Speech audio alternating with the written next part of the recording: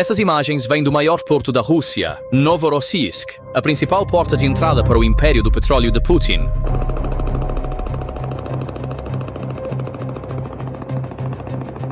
É aqui que 20% das exportações de petróleo marítimo da Rússia são carregadas, o último refúgio da frota do Mar Negro e a porta de entrada através da qual o petróleo do Cazaquistão chega ao mundo. Nunca houve uma noite como esta. Foi assustador pra caramba.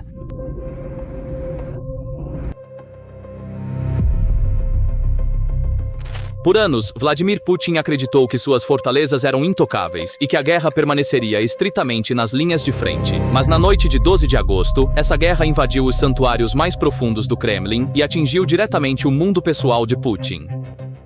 A linha de vida mais crítica da Rússia no Mar Negro, o porto de Novorossiysk, foi atingida pelo maior e mais devastador ataque coordenado desde que o conflito começou. As consequências para a máquina de guerra russa foram impressionantes e instantaneamente paralisantes. O porto de Novorossiysk foi completamente paralisado e o tráfego ferroviário vital que o alimentava foi interrompido.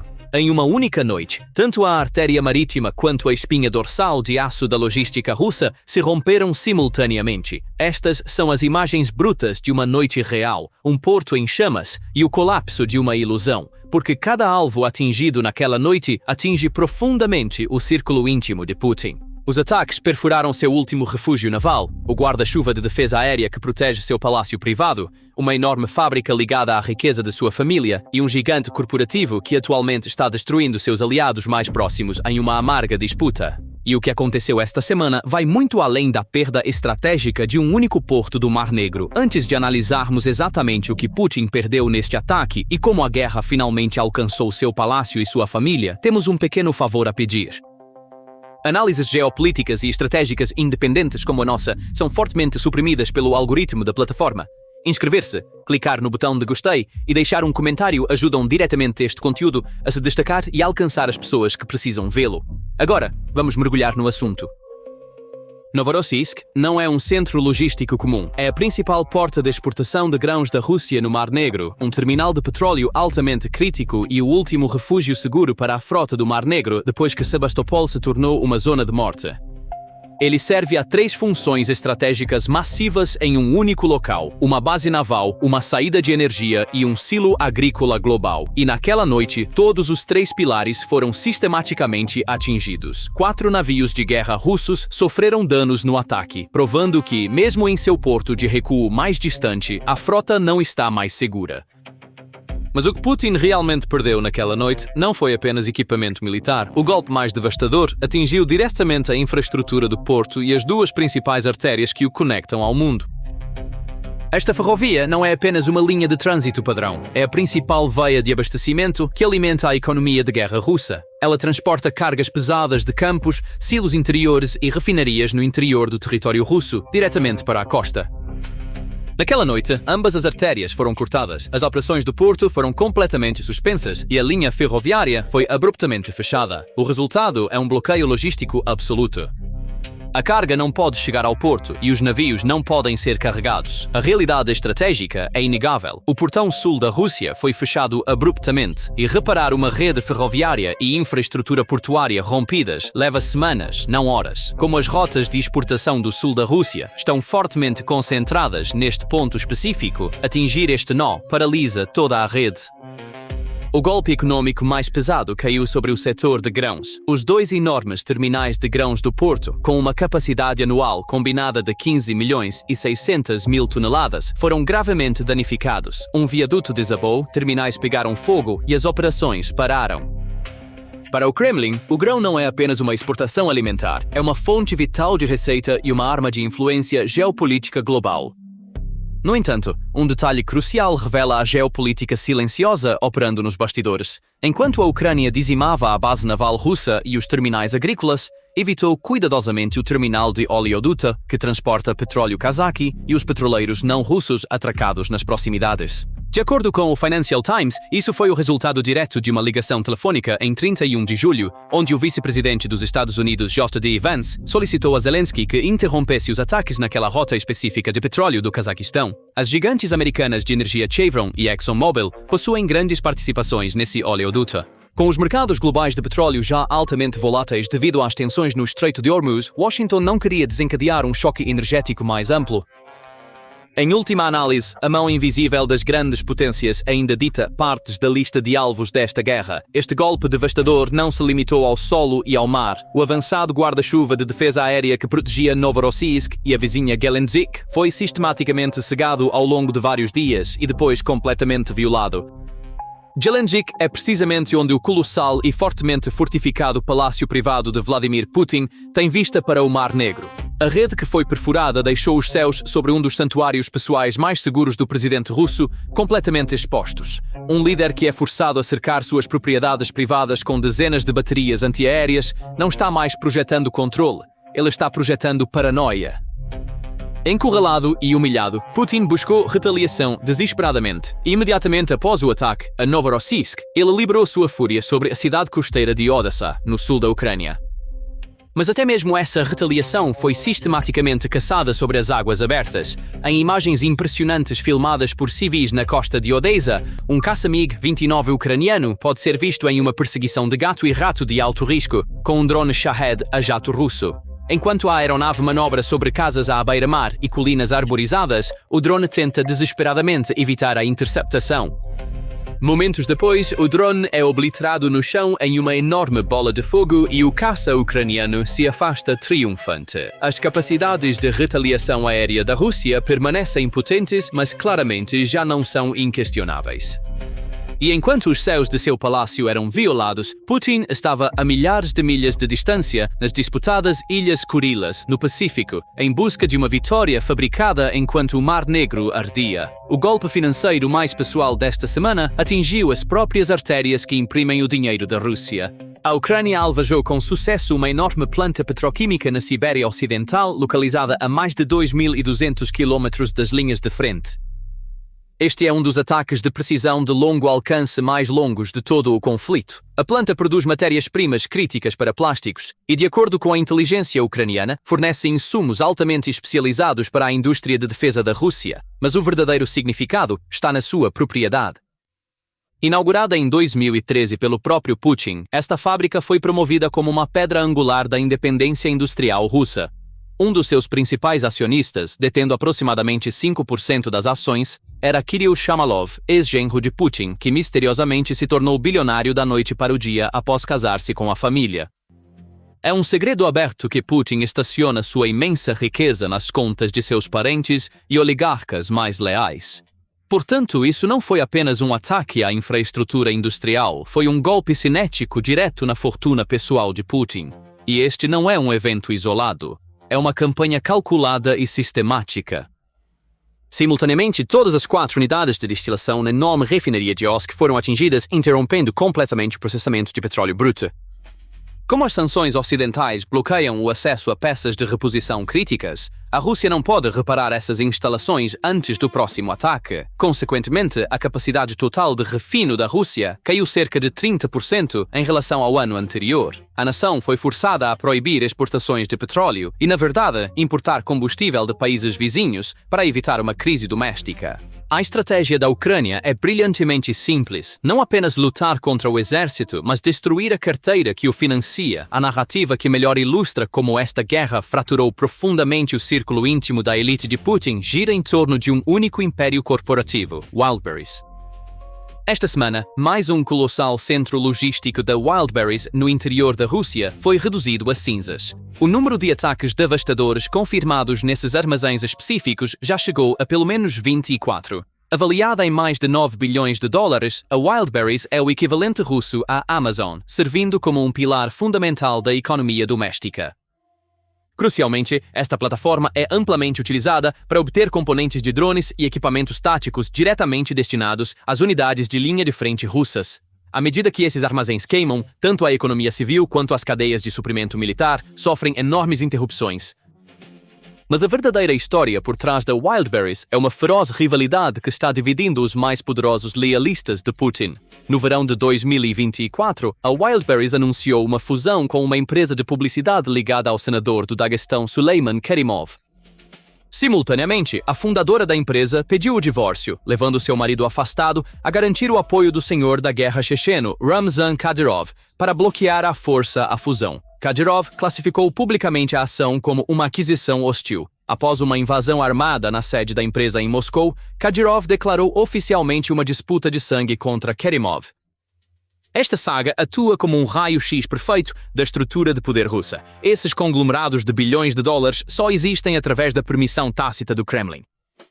No início deste ano, Putin intermediou pessoalmente uma paz temporária entre as facções dentro do Kremlin, mas essa rede de patronagem fraturada é exatamente o que a Ucrânia está explorando. Ao atacar os centros logísticos da Wildberries, a Ucrânia está desmantelando os próprios sistemas de geração de riqueza que Putin usa para manter seus senhores da guerra e oligarcas leais.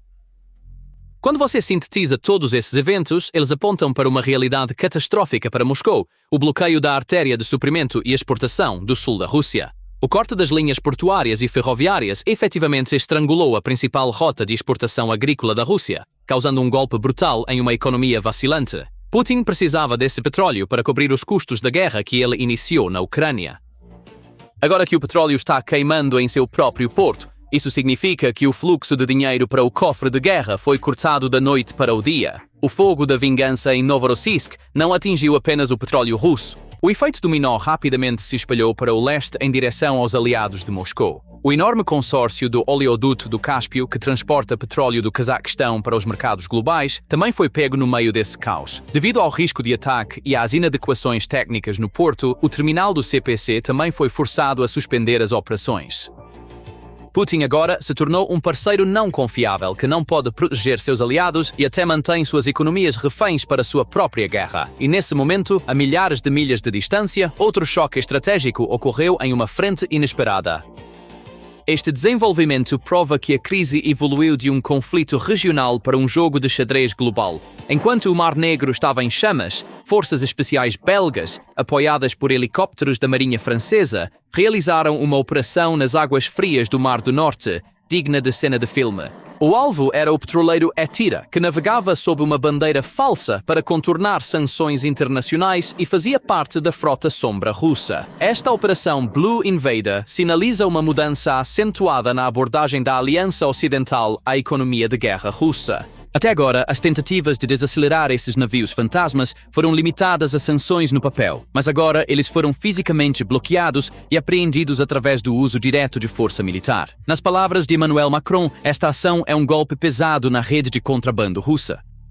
Quando a destruição em Novorossiysk e esta operação de apreensão no Mar do Norte são combinadas, surge uma enorme pinça fechando-se sobre o comércio de petróleo russo. Por um lado, a infraestrutura portuária para carregamento está sendo destruída, enquanto, por outro lado, navios de contrabando que podem zarpar estão sendo caçados em águas internacionais. Este movimento estratégico está forçando até os maiores clientes do Kremlin a procurar alternativas. Grandes compradores sofrendo de fome de energia, como a China, estão inevitavelmente sinalizando um retorno à Arábia Saudita diante dessa imprevisibilidade, risco e interrupções no fornecimento de petróleo russo. Putin perdeu em grande parte sua posição como fornecedor confiável no mercado de energia. Um cerco geopolítico massivo está em andamento, atingindo o inimigo em sua linha vital econômica e, simultaneamente, bloqueando suas fontes de receita, tanto internas quanto externas. No entanto, há um aspecto mais doloroso neste evento do que sua dimensão econômica, o aspecto humano. A pedra angular da propaganda de Putin era a promessa de estabilidade e segurança.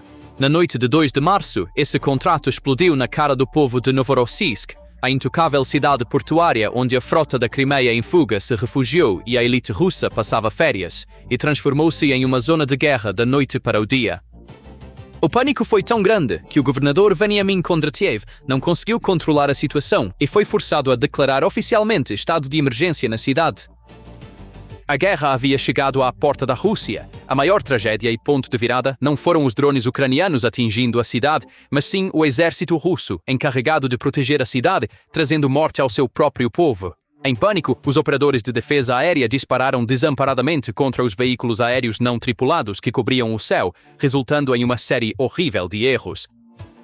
Mísseis disparados dos sistemas únicos e modernos Pantsir S-1 erraram o alvo e saíram de controle, colidindo com blocos de apartamentos e casas particulares, onde os residentes de Novorossiysk estavam dormindo. Em vídeos gravados por civis capturando esses momentos aterrorizantes, um homem em desespero pode ser claramente ouvido gritando que um dos mísseis atingiu a localização da empresa global. Investigações regionais conduzidas através de inteligência de fonte aberta indicam que o termo global mencionado no vídeo se refere à empresa Global Group, que lida com logística de contêineres de produtos agrícolas através do porto de Novorossiysk. O que torna isso ainda mais impressionante e irônico é que esta empresa é provavelmente um dos principais atores envolvidos no contrabando de grãos ucranianos roubados de territórios ocupados para mercados globais. A defesa aérea russa, em pânico, pode não apenas ter atingido sua própria população civil, mas também destruído uma das infraestruturas de contrabando ilegalmente financiadas pelo Kremlin com suas próprias mãos. Os funcionários locais não puderam varrer esse fato para debaixo do tapete. O prefeito de Novorossiysk, Andrei Kravchenko, reconheceu a gravidade da situação. Ele foi forçado a admitir que 8 blocos de apartamentos e 9 casas particulares sofreram danos graves no caos. E agora chegamos à imagem mais clara da destruição. Sheshkari, muito além de ser uma instalação portuária comum, é a força vital dos tanques na linha de frente. As repercussões desta operação maciça na linha de frente e no exército russo são projetadas para criar um efeito dominó devastador. A curto prazo, ou seja, dentro da primeira semana, as unidades blindadas russas na frente podem não enfrentar uma crise massiva de combustível. Isso ocorre porque o exército tem uma certa reserva em suas refinarias internas e depósitos secretos. No entanto, o verdadeiro perigo reside na interrupção dos equilíbrios táticos. A destruição ou dano grave aos sistemas de defesa aérea por radar Pantsir S-2 e S-300 ao redor do porto durante o mesmo ataque deixou o comando russo em um terrível dilema. Forçada a proteger o terminal de bilhões de dólares e o que resta da frota do Mar Negro, Moscou agora é obrigada a desmontar baterias críticas de defesa aérea da linha de frente e da Crimeia e realocá-las para Novorossiysk. Este movimento enfraquece o escudo aéreo que protege os soldados russos na linha de frente, deixando-os expostos a drones e ataques de mísseis ucranianos. Um exército que não pode defender sua própria retaguarda está condenado a sofrer grandes fraquezas na linha de frente. Olhando para o médio prazo, ou seja, nas próximas 1 a 4 semanas, a devastação econômica dessa estratégia de estrangulamento começa a ser sentida diretamente no terreno. A perda da capacidade diária do terminal de 700 mil barris cria uma drenagem diária massiva de 50 a 60 milhões de dólares no orçamento de guerra do Kremlin. Esse dinheiro não é simplesmente receita de exportação, ele se traduz diretamente na produção de novos projéteis de artilharia, na compra de drones e mísseis balísticos, nos salários dos soldados na linha de frente e em peças de reposição para veículos blindados. Embora a Rússia esteja tentando superar este gargalo desviando os embarques de petróleo para portos bálticos, como Primorsk ou Ust-Luga, essas rotas alternativas criam enormes custos logísticos adicionais e atrasos. À medida que a pressão orçamentária aperta o cerco, o ímpeto ofensivo da Rússia está diminuindo. O armamento das unidades recém-desdobradas com armas pesadas está sendo atrasado e os esforços de fortificação estão sendo prejudicados. As engrenagens da máquina de guerra estão começando a se desgastar devido à falta de fundos e falhas logísticas. No entanto, há outro ponto crucial aqui que é um pesadelo para o Kremlin. Cada terminal de petróleo atingido aprofunda a crise de combustível dentro do país. Isso levanta a questão: para onde irá o combustível escasso? Para as enormes reservas de diesel necessárias para manter os tanques, veículos blindados e unidades de artilharia na frente ucraniana em movimento? Ou para os postos de gasolina nas cidades para evitar o pânico civil e uma potencial explosão social? Se o combustível for direcionado para o exército, o caos nas cidades aumentará e a autoridade de Putin será diretamente questionada pelo seu próprio povo. Se o combustível for direcionado para o consumo civil, isso limitará severamente a mobilidade das tropas russas na frente, tornando-as alvos imóveis e indefesos e apresentando à Ucrânia novas oportunidades de ataque. Ambas as opções carregam o potencial de desastre. Para entender esse potencial desastre, é necessário lembrar como o equilíbrio de poder no Mar Negro foi destruído nos últimos anos. O mito do poder naval do Kremlin foi gradualmente erudido diante da Ucrânia, que nem sequer tem uma marinha. A vulnerabilidade atual da frota é, na verdade, o resultado de uma série de retiradas estratégicas. O primeiro grande choque desse colapso ocorreu em abril de 2022 com o afundamento do cruzador Moskva, o carro-chefe da frota do Mar Negro, nas águas do Mar Negro. Este foi o primeiro grande rompimento na aparentemente impenetrável armadura psicológica do poder naval russo. A onda de pressão não parou por aí. Em setembro de 2023, a Ucrânia atingiu diretamente o coração da frota, atacando os estaleiros de Sevastopol com mísseis e destruindo um submarino e um navio de assalto anfíbio em doca seca. Ficou claro que a Crimeia já não era um refúgio seguro capaz de proteger a frota. Este incessante círculo de fogo forçou o comando russo a retirar o restante da frota mais para leste, para o porto de Novorossiysk, no continente russo. No entanto, o afundamento do navio de patrulha Sergei Kotov por drones Magura-5 5 em março de 2024 mostrou que o alcance da ameaça já havia se estendido, e hoje, em março de 2026, o cenário se tornou muito mais sombrio. Novorossiysk não é mais apenas um porto para a frota se refugiar, é a principal linha vital da economia russa que foi atingida. A frota que antes dominava o Mar Negro agora luta pela sobrevivência em sua própria pátria, em um porto com um sistema de defesa aérea colapsado. Esta crise está sendo registrada como uma estratégia de cerco e estrangulamento raramente vista na história marítima. Essa imensa pressão está agora vibrando até os escalões mais altos do regime. Com comandantes sêniores sendo diretamente visados em Moscou, a ilusão de segurança na capital evaporou. Em desespero, Putin ameaçou apreender navios de carga europeus em retaliação ao Ocidente por visar sua frota sombra, rotulando isso como pirataria e roubo. Mas uma superpotência que depende de ameaças verbais porque suas opções cinéticas estão esgotadas está falando a linguagem de um Estado encurralado. No entanto, devemos reconhecer a dura realidade do outro lado do campo de batalha.